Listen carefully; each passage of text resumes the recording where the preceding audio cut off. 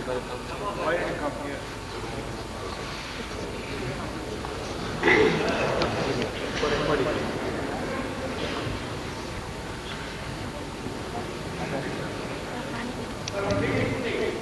Assalamu alaikum. Alaikum salam.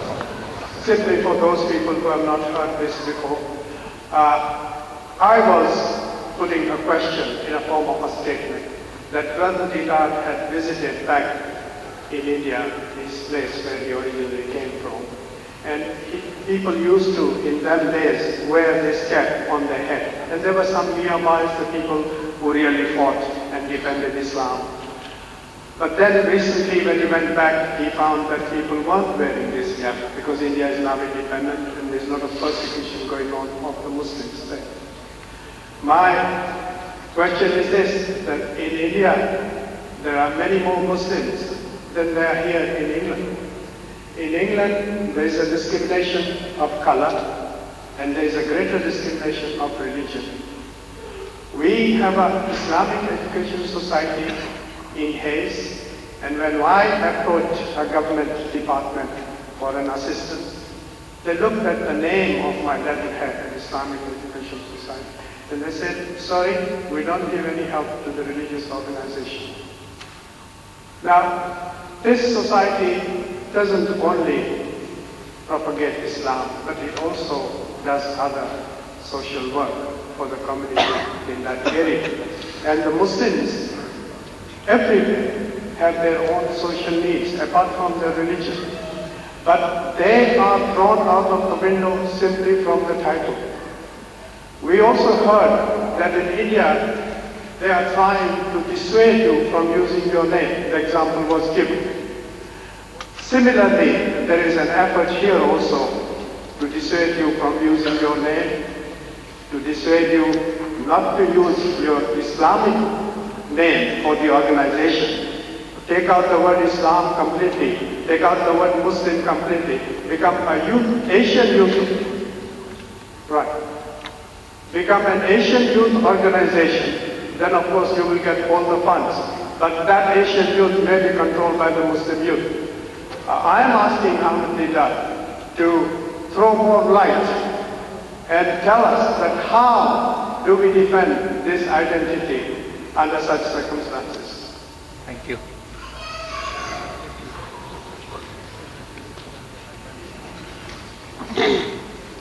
You see, as it is, you can't hide your identity, that you are not an Englishman. Bulk of us. There are some of us might pass, but very few, can pass as a white man in South Africa, European. So, in the very first group, he knows that you are an outsider, an interloper. Now, religious identity. I said, look, suppose it militate against your job. In the office, if you wear this, the guy doesn't want you, discrimination. You can keep taking off. But as soon as you come out in your own time, who's stopping you? In your own time, when you get into the underground, who stops you? So, the very fact that you find half a dozen people wearing around, walking around, the hooligans also won't touch you. Because, hey, this guy's, maybe that will come to this, like the sick. You see a quarter dozen sick, half a dozen Sikhs. When I went to Hong Kong, I'm going through, I see a Sikh standing outside the bank with his turban and his uniform. I see another Sikh riding a bicycle. I see another guy riding a taxi. I see another Sikh walking with his wife. And it left that impression that there are many Sikhs in Hong Kong. But there were at that time 6,000 Pakistanis, and there was not one Pakistani that you can see. There were 6,000 Pakistanis that I found out were there in Hong Kong at that time when I went in 1977. But there was not one you can see with an identity. Not one of the Jinnah cap. See, so there it is. Now, who's stopping you in your own time when you leave your job? Suppose that's your job at your work, but I think that even at your work. If you put this on, there is a respect due to you. I work for Jews, I work for the whites, and my identity created respect. They knew that this is Muslim fellow, he stands for the principle. In my country, if you're standing for the lift, hitchhiking. If you have a headgear, you will get a lift in double quick time. Because the person knows this guy is identifying himself, he knows where he belongs. Otherwise, we don't know what he is, a hooligan, a riffraff, a cutthroat, we don't know. So the guy passes you by. But you have an identity immediately, almost immediately somebody stops, whether Muslim or non-Muslim, because you are not ashamed of your identity. The guy gives you a lift. I feel trapped. And if they bash you on your head for that, all right, then put it inside your pocket. But I feel that nobody will do that.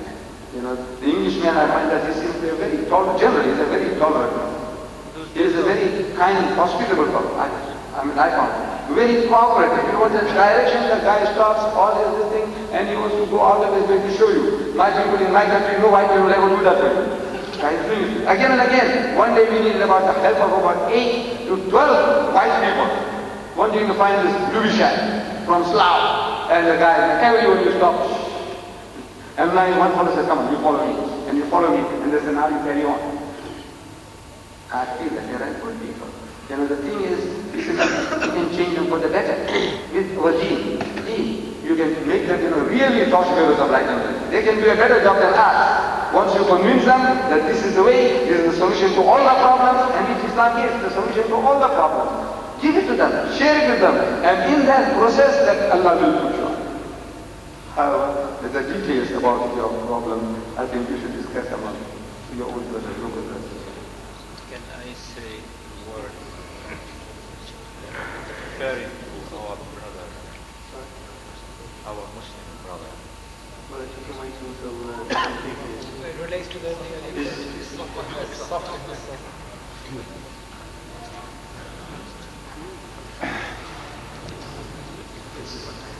Has the sister got a question? There is a microphone provided upstairs for sisters to ask questions. Hello. Brother Deedats, I wanted to let you to say that we should change the environment before the environment changes us. But the environment doesn't care anyway. Our children go to school and we teach them about religion. But the other people, the mothers, they don't care. We don't care whether Jesus is God or not. We just live the life we want to live. And then, our children will say that yes, it's better not to know the religion anyway. Nobody cares about religion anyway. How can we change these people?